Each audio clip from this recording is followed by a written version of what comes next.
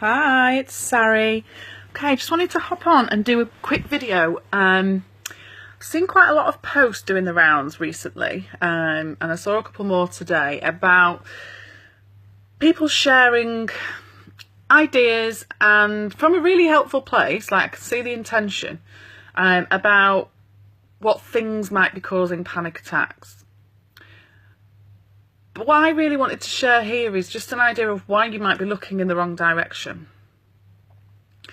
So people may say things or see things like, I don't know, low vitamin D levels, for example. There's another one that people have related to anxiety. B12 or something, I don't know anyway.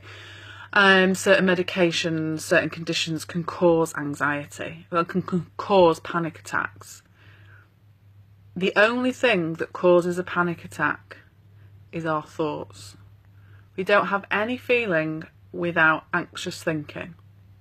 So it's our thoughts that are creating those feelings of panic, and a panic attack is a build-up of lots of anxious thinking, and your body has gone into overdrive and fight or flight because you've been sending messages to your brain, the area that regulates your temperature, your heart rate and all of that. You've been sending messages that you're in danger when you're not. It's thinking that causes panic attacks. It's overthinking. Now, there may well be some link, but often, and I'll tell you why, sometimes I think it can be dangerous for people to believe or to be told, oh, it's maybe because of this or it's maybe because of that. I've been in that place where I have been going down a big long list of things that it could be. Now, I actually did have really low vitamin D to the point where the doctor did a blood test and said to me, how you've been functioning, I'll never know. And yet that was at a time where I wasn't particularly anxious. And I'm an anxious person. Around that time, that's when I was, classed myself as an anxious person. Yet when my vitamin D was low, that wasn't one of the things that was particularly prominent for me. Actually, particularly in the UK, most people are low in vitamin D. So that would mean that we would all be having panic attacks all of the time. Particularly in winter, we'd start suddenly having an increase of panic attacks in the winter. And we don't. We can equally be susceptible to panic attacks in the summer. Now, there may be a link in the sense that, so for example, for me, I don't deal well with being ill. I don't like being ill. It scares me. I don't like it. I feel out of control and I'm just a rubbish ill person. Okay. So when I get ill, I then have a load of thinking about it. A load of, oh, how long is this going to last for? What if it gets worse? Why me? A lot of anxious thinking around it. That then creates anxious feeling. So you could say there's a correlation between me being ill and me being anxious. So for example, if you're someone that has anxious thinking around your health, actually if your vitamin D is low, you may find symptoms like you may be a bit tired, or you may feel it somewhere in your body, and that may create some anxious thinking for you. Why? What's the matter with me? What's wrong with me?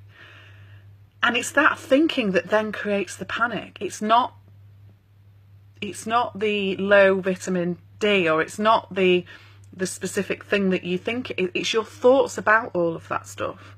Because surely, if that was the case, then every single person with low vitamin D would be having panic attacks. Every single person. And we're not. And that's in a country where we're mostly insufficient with vitamin D. So for example, I think, don't quote me on this, but I think to have a really good level, it should be about 80 or something. In this country, there's not many people above 65. And then it's only classed as dangerously low or a concern if it's below 25. So the doctor's only going to treat if it's below 25. So look how many people are going to be walking around with pretty low vitamin D. They're not all having panic attacks. Okay. And the biggest way of getting relief from panic attacks is understanding more about this inside-out approach, that it does come from the inside. You experience absolutely everything that you do through your thinking in that moment. I shared a little post last night that made me laugh about my daughter and went to get her ears pierced, and she said it really hurt, and it looked like it really hurt. You know, her face, it was uncomfortable for her. And then later on, she was quiet, and she'd not said to me for a while that it was hurting. And I thought, oh, it must be okay now because she's not mentioned it. So I thought, I'll just see what she says if I ask her. So I said to her, is it sore still, or is it okay now? She's like, well, yeah, kind of, but actually really, no, not really, unless I think about it and then it hurts. You know, so even with pain can be affected by our thinking. And now that, I'm not saying that I'm not saying that having a needle effectively through your ear doesn't hurt. Yeah, of course it does. But how we deal with it and how we manage it and how it then escalates or settles is through our thinking. So if she is constantly thinking about it, it's going to hurt. So she put tape on it today for PE at school, and then when she came out, she was taking the tape off. Before we'd even touched, she's like, oh, it hurts, it hurts. Now, it wasn't hurting because it wasn't different, but what will be happening is she's thinking about the fact she's got to take the tape off, and then she's thinking about, oh, that might hurt. So it starts to hurt.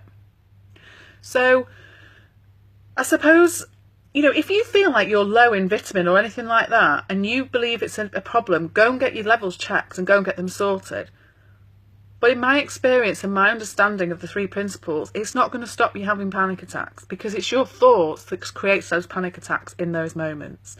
So I just wanted to share that, and partly not because I want to be a killjoy and say, you know, you're not going to find your cure to panic attacks in a blood test. Like, that's, you know, I'm not kind of, I don't want to be pessimistic, but I want to say to people, you know, because what can happen is you can then look for all these different reasons why you might be having panic attacks, and you're looking in the direction of everything other than your thoughts.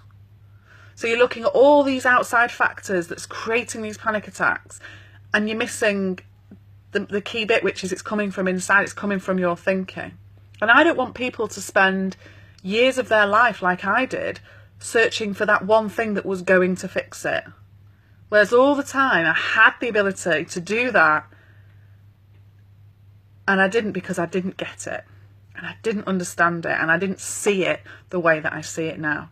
I kept looking for reasons as to why, and the more I was looking, the more anxious I was getting, because I was creating all these things with anxious thinking around it, like, what if it is my vitamin D? What if it's this? What if it's that? What if I was born with it? What if it was...